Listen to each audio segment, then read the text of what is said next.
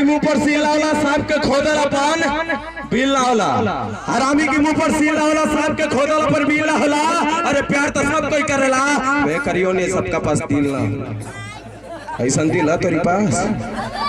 अच्छा ये बताओ लो के प्यार के लिए आई देख भाई कुल प्यार के लिए सही नाबालिग हो सही कुल कह ले देखा तो भैया अगर जे जे प्यार कैले हो ना तू प्यार कैल भुला जाई बात सुन के। काल कि लब के गंदगी के हिल्ला कल जला पेड़ में गाड़े वाला लोहा के किला कल जला। लब की गंदगी के हिल्ला कल जला पेड़ में गाड़े वाला लोहा के किला कल जला। जवान सारा लड़की की प्यार में जान दे दे वो कुत्ती का भड़ुआ का पिल्ला कल जला। कुत्ती का भड़ुआ का पिल्ला कल जला। और सबसे पहले हम चौनी और सबसे पहले जय भीम नमो बुद्धाय करते हुए एक ताली से थोड़ा सा स्वागत कर दीजिए बड़े भैया।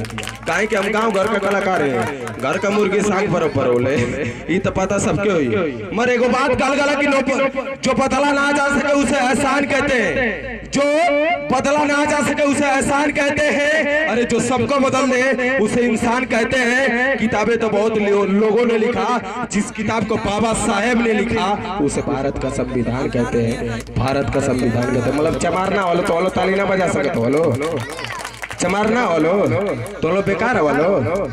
और देखा एगो चमारा खड़ा हुआ बजाऊ तो ना और टर चला देखा तो वो ऐसा ना तो चमार हुआ सो आजकल का कल गला कि लहरें तो बहुत उठी मगर समंदर नहीं हुआ। लहरें तो बहुत उठी मगर समंदर नहीं हुआ। अरे नेता तो बहुत हुए मगर कोई कलंदर नहीं हुआ। अरे इतिहास गवाह है मेरे दोस्तों कि फिर से कोई अम्बेडकर नहीं हुआ, फिर से कोई अम्बेडकर नहीं हुआ।